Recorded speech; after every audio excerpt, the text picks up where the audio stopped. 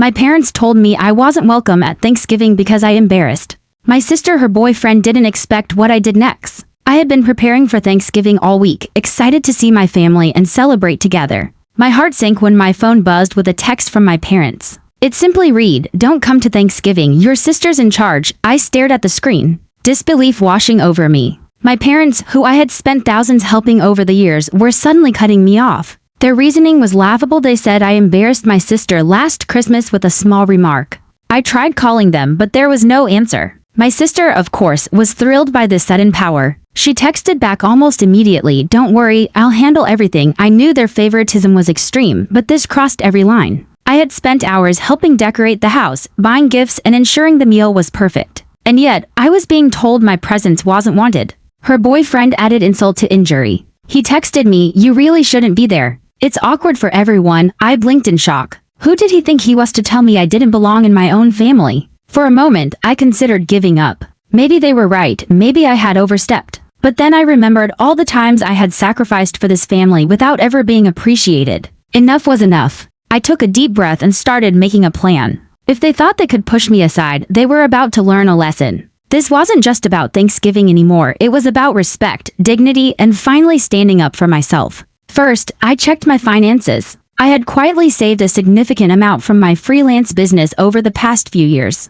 I realized I didn't need their approval or support anymore. Freedom was finally mine. Next, I drafted a list. Everyone who had ever taken me for granted, who had dismissed my efforts or contributions, was on it. My sister, her boyfriend, my parents, even the relatives who always laughed at my expense. They were all included. I then reached out to my best friend, Elena. She had always been my confidant in family matters. "Elena," I whispered over the phone, "I need to do something big this year. Something unforgettable." She laughed softly. "I'm ready if you are. Let's show them what you're really made of." I began researching every possible way to assert my presence without physically being there. Social media could be a tool, as could a carefully timed message. Everything had to be perfect, or it could backfire. Meanwhile, my sister was busy flaunting her control. She posted about Thanksgiving preparations on every platform imaginable, tagging friends and family. She made it seem as though my exclusion was justified, painting me as the troublemaker. I knew better. Her public show was a perfect opportunity. I decided to create a parallel surprise, something that would make everyone see the truth.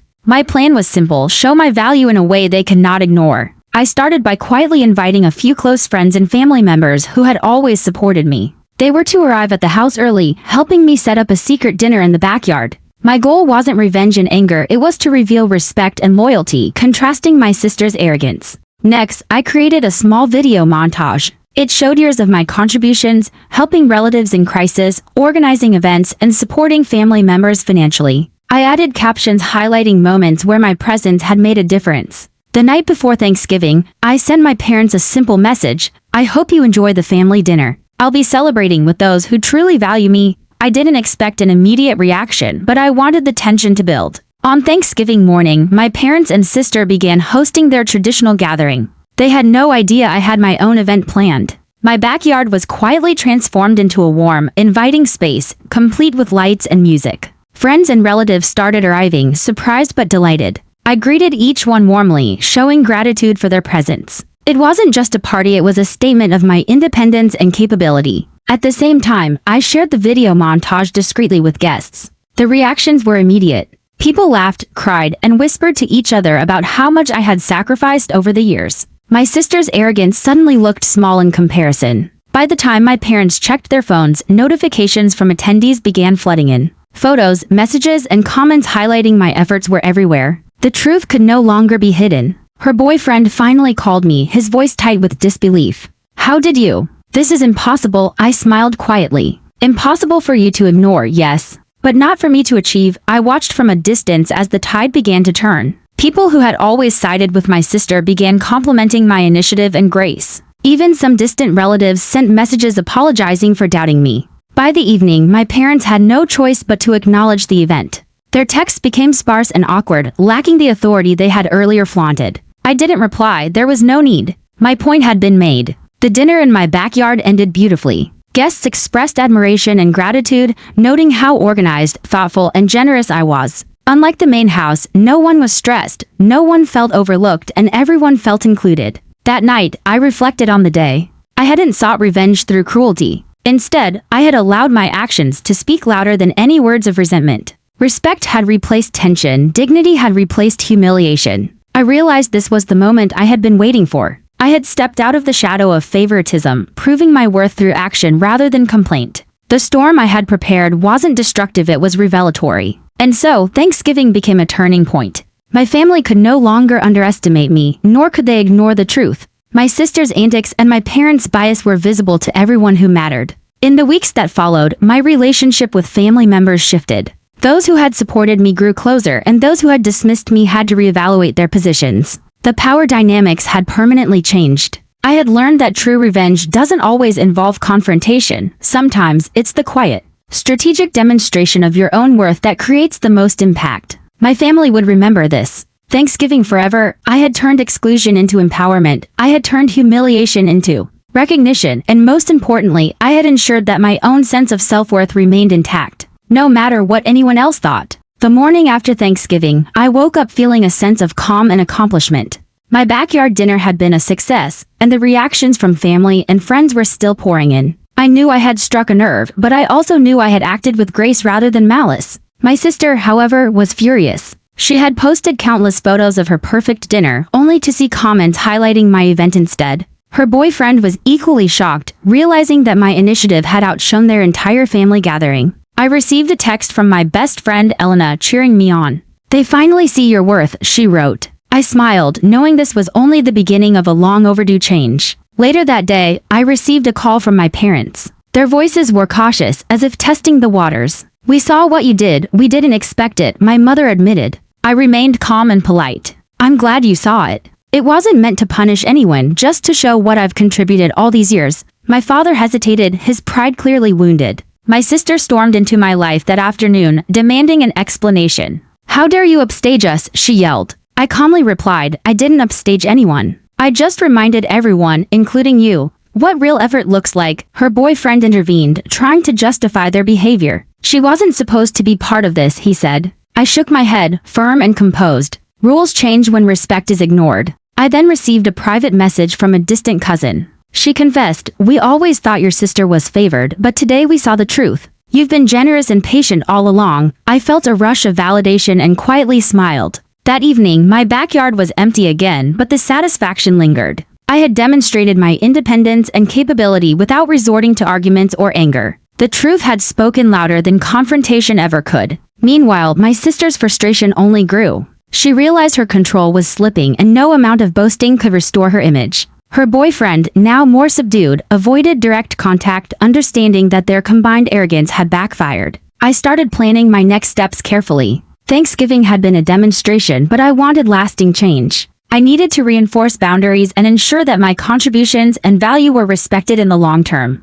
I began documenting everything: financial support, time spent helping family members, and moments when I had been overlooked. This would be my shield against any future attempts to diminish me. My parents tried to apologize subtly, sending texts that were half-hearted. I chose not to reply immediately. Silence can be a powerful statement, and I wanted them to reflect on their behavior fully. Later in the week, my sister confronted me again, this time in front of a few relatives. "You think you're better than us now?" she demanded. I smiled politely, maintaining composure. "I think showing respect and effort speaks louder than words," I replied. Her boyfriend muttered something under his breath, clearly agreeing with my calm reasoning. I realized that my measured approach was disarming them, and I intended to keep it that way. By midweek, other relatives began reaching out to me privately. They praised my tact, grace, and initiative. I felt a renewed sense of empowerment, understanding that real influence comes from consistent action, not loud confrontation. My sister tried posting on social media again, but the comments were different this time. Followers noted the contrast between her display and my quiet, impactful actions. She started losing face publicly, a lesson she would remember. At this point, I decided it was time to involve my younger cousins. They had witnessed years of favoritism, and I wanted them to understand fairness and effort. I invited them to my place for a small, casual gathering. The children were thrilled, and their parents noticed the difference. I had created an environment where everyone felt seen and appreciated, in contrast to the tension at the main house. The night ended with laughter, gratitude, and reflection. I knew this experience was shaping the younger generation's perception of respect, fairness, and patience. My influence was growing quietly but strongly. Over the following days, my sister and her boyfriend attempted small acts to regain attention. I ignored them, letting my actions continue to speak for themselves. Every gesture, every thoughtful decision reinforced my presence in the family. My parents eventually asked to meet privately. They expressed regret, though it was tempered by pride. I acknowledged their sentiments without forgiveness. Boundaries were now clear and respect had to be earned, not demanded. Elena visited me that weekend. "You've completely changed the dynamic," she said. I laughed softly, feeling a weight lifted from my shoulders. It's not about changing them, it's about showing them what they've been missing. I reflected on the strategy I had used: patience, consistency, and subtle influence. I realized these principles could be applied to every aspect of life, not just family. Power comes quietly and respect follows naturally. By the end of the week, my sister's antics had lessened. Her posts became sparse, her boasting replaced by observation. Her boyfriend avoided public engagement, learning that arrogance without substance is hollow. I had achieved more than I expected: acknowledgement, influence, and personal peace. Thanksgiving had been a catalyst, but the lessons would resonate far beyond a single day. Finally, I documented the entire experience privately. Notes, photos, and videos preserved the narrative for myself and the future. This wasn't about revenge, it was about clarity, empowerment, and demonstrating value. The calm satisfaction that evening was profound. I had acted with intelligence, strategy, and integrity. My family's perception had shifted, and my self-respect was intact. Looking back, I understood the power of subtlety and patience. I had proven that consistent, thoughtful action is more impactful than confrontation or anger. Influence and recognition are earned, not demanded. Weeks had passed since Thanksgiving, and the family dynamic was slowly shifting. I continued to act with patience and subtle strategy, knowing that consistency would eventually break through old patterns. My sister's attempts to undermine me became increasingly transparent. One afternoon, my sister's boyfriend tried to confront me about a minor misunderstanding. I listened calmly, letting him speak, while internally noting every inconsistency in his story. By staying composed, I maintained control without needing confrontation. My parents called again, this time with a more serious tone. "We realize you've handled things far better than we expected," my father admitted cautiously. I responded with measured grace, acknowledging their words but keeping boundaries firm. Meanwhile, my younger cousins began to recognize the difference in approach. They started seeking my advice on small decisions, noticing that fairness and thoughtful planning brought better results than favoritism. Their trust in me grew quietly but steadily. I organized a weekend family brunch, intentionally highlighting everyone's efforts without pointing fingers. The atmosphere was lighter, and even my sister struggled to insert herself into the spotlight. Her frustration was visible, but I kept my focus on the positive outcome. Elena called that evening to check in. "You've completely shifted the family energy," she said. I smiled, knowing that influence often works silently without dramatic confrontation. Sometimes the quietest moves have the biggest impact. I continued documenting my contributions and maintaining records of past support. This archive wasn't meant for confrontation, it was a reference for clarity and protection. In time, it became a tool that reinforced respect and accountability. One evening, my sister attempted a subtle manipulation at dinner. I noticed immediately and responded with gentle assertiveness. "Let's keep the conversation fair for everyone," I said, setting a boundary while remaining polite. Her boyfriend tried to argue, but I ignored the diversion and redirected the discussion to productive topics. This strategy consistently disarmed attempts to regain control or create drama. Patience and calm proved far more effective than conflict. By the following week, my sister's public boasting had diminished considerably. Even her social media posts reflected restraint, showing subtle acknowledgement of my efforts. The shift was noticeable to the entire extended family. I received a message from my grandmother's old friend. "We've always admired your patience and intelligence," she wrote. I felt a warm sense of validation, understanding that recognition often comes from those who truly observe, not just those who speak loudly. During a casual weekend gathering, I shared responsibilities fairly among everyone. The younger cousins observed, learning how to respect effort and value contribution over favoritism. These lessons were subtle but powerful, shaping the next generation's perspective. My parents eventually admitted their misjudgment more openly. "We didn't realize how much we were taking for granted," my mother confessed. I acknowledged their words without forgiving immediately, maintaining a balance between recognition and boundary. By mid-month, the family's energy had shifted entirely. My sister and her boyfriend were quieter, more cautious in their actions. The pattern of favoritism they had relied upon was no longer effective. I decided to host a small celebration for my personal achievements. Friends, cousins, and supportive relatives attended, and everyone noticed the contrast between genuine effort and superficial boasting. The lesson was clear to all who observed. Even my sister's attempts to compete were harmless now, as I maintained control through consistent, strategic action.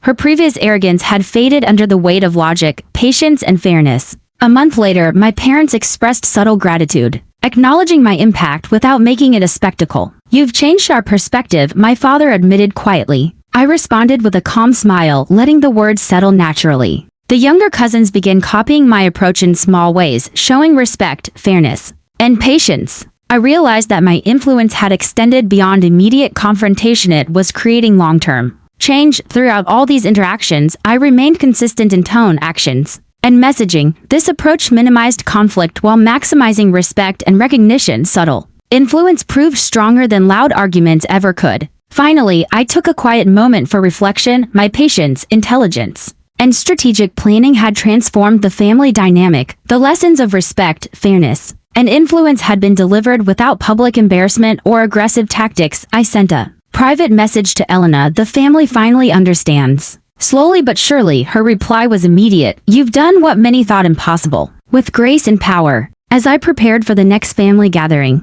I knew the story wasn't about revenge in the conventional sense. It was about empowerment, subtlety, and long-term impact. I had proven that influence comes from consistency, strategy, and measured action. That evening, as I updated my personal journal, I made one final note. Epic revenge isn't about causing pain, it's about showing strength, intelligence, and the power of thoughtful action. Recognition and respect, earned quietly, are the ultimate triumph. Looking back, I felt proud not for humiliation or retaliation, but for creating a lasting, positive shift. The family had learned lessons about fairness, respect, and the consequences of favoritism, and I had done it without losing my integrity. The best revenge, I realized, wasn't to destroy, it was to rise above, show value, and maintain dignity. My family had been reminded of my worth, and future generations were learning from example.